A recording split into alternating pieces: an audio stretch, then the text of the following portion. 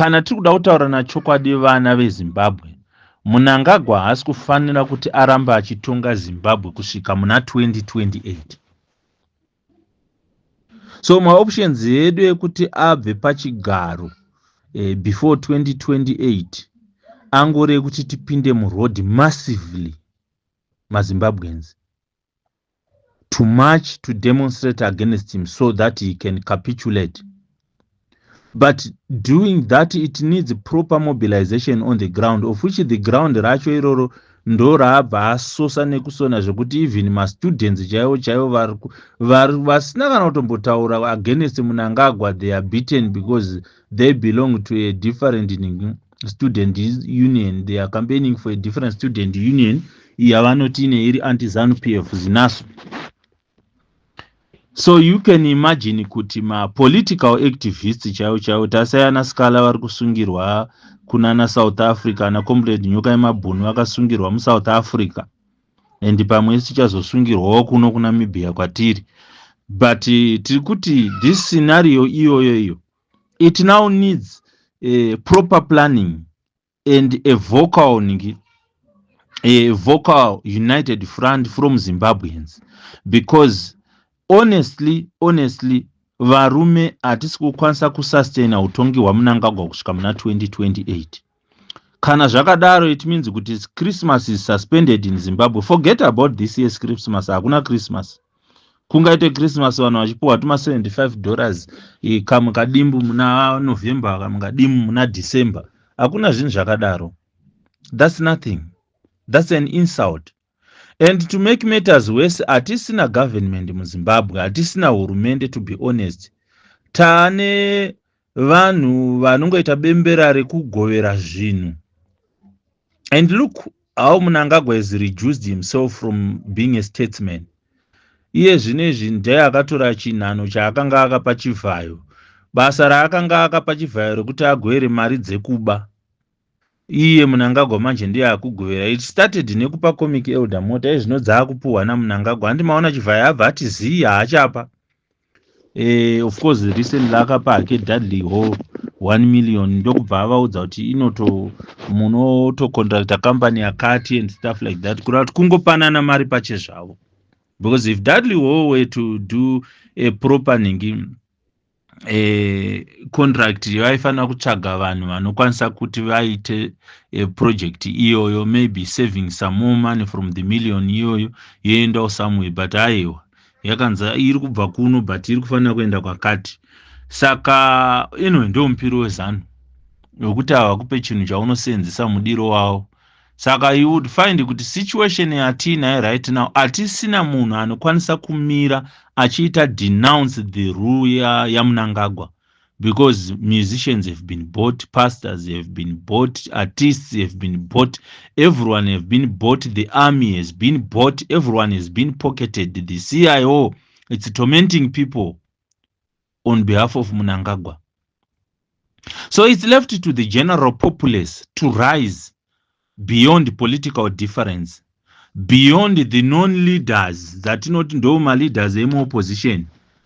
Some more people have got to rise up from the remnants, the vanhu vari kumirira nyika yeZimbabwe, the soul of the country.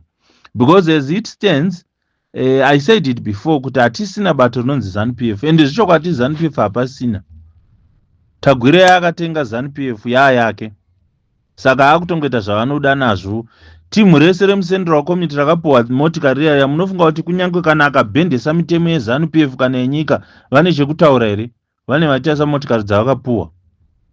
That's all that they want. So the soul of the nation has been sold.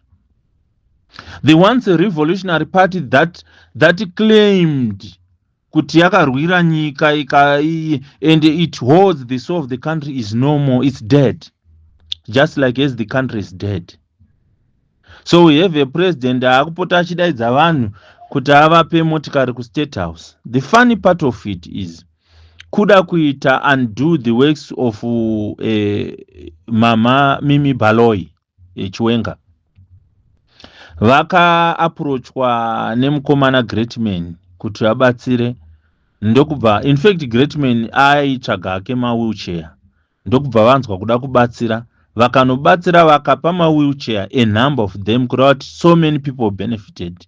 But what does Mnangagwa do? Anodaidza vanhu 3-4 obva ava pamotikari. Yes, vane ma-disabilities, but are they the only people in Zimbabwe? Why couldn't he buy 300-400 wheelchairs odzipa great man kuti atsvake vanhu across? And in any case, it was not his duty. We have got a Department of Social Welfare that should be looking at those things. We have got, I think, people living with disabilities. There are so many organizations in dealer nevanhu, and ma disabilities anosiyana, vamwe vanoda ma hearing aids, vamwe vanoda chi. If it was authentic, it could have been done that way, but because it's done for political expediency, zvinoitwa played to the gallery, cameras in front and everyone, hey, president vazopa motikari. Hatisi kurarama nemotikari dzekupa vanhu. Varida mabasa munyika, vanhu varida economic stability munyika, which you guys have failed to deliver. You have failed dismally. Mnangagwa was given the best opportunity to unite Zimbabwe, but he has been the worst ever thing to happen to Zimbabwe. And we cannot sustain his presidency to 2028. If miracles could happen, if wonders could happen, hatidi kunyeba. Mwari vaingopinza mweya mukati medu tongofuma one day takamacha takaenda ku State House before Christmas. Pamwe tingave ne Christmas yekuti tinoita ane hope. Of course, ine isiri enjoyable because hakuna zvinhu zvekuti mabasa anobva atowanika and everything starts moving. No, but tinoita ane Christmas yatiine hope yekuti zvinhu zvinogona kutinakira munyika. So our way forward is other than kupanana mashoko ekusimbisa nekurudziro, there is need for us to be on the ground, to start moving towards mobilizing vanhu kuti one of these days tifume takapinda parodi, because without that we are gone. Nyika yapera kupambwa, yapera kugoverwa. So opposition yacho has been dismantled. The very people that we counted to be standing for the people and to be, I really would want to say, may the soul of Morgan Tsvangirai rest in peace. He was one man who had the people at heart. Because ukatasa ma-ministers akaisa pa GNU, they worked very hard and turned the economy into a better standing. Vanhu vakatomboona kakuraramika mukati menyika yeZimbabwe. Although then Mugabe was busy kumobilize kuti how do I retain my power rapotsa raenda, because in any case he lost the 2008 election, and it was at the behest of Mnangagwa that he stopped from giving turning the reins to Tsvangirai. So we have got a polarized nation that needs healing, a people that have been disunited by the ruling elite. We have got people who doesn't have people at heart, that are ruling, in fact, that are destroying the nation instead of leading the nation. We are at a crossroads. We need more than God's intervention, because where God intervenes, I can tell you, there also needs to be human effort. Gideon achienda kunorwa hondo, Mwari vaimutungamira, but akaenda nemasoja. Masvingo eJericho kuwaka akaita Joshua aitotendera masvingo iwaya nemasoja. There was an army of people. We need determined people. People who would say, if we die, we die. We are going to sacrifice for the purposes of the future generations to live in an independent, in a properly and fully independent Zimbabwe, without running away from it, because we are damn rich to be one of the best countries in Africa and the world. But we are the laughing stock because of misgovernance, because of a ruthless regime that doesn't take criticism as something that is constructive. Every criticism to them is not constructive, it's destructive, and they better destroy the critics. But you know what? We have to rise above partisan lines, so that we are a united people who can say, no, let's stop this now and forever. Tarirai muone, comrade wedu Nyoka Mabuni has been in custody for all this long. We have had people who have been in custody before, and vamwe vadzokera ana madzibaba eshanduko, ana mapango mapengo, ana baba mudiwa, ana Chagwiza, Honorable Chagwiza. All those people, all that they wanted to do was perform a march which is legal in Zimbabwe.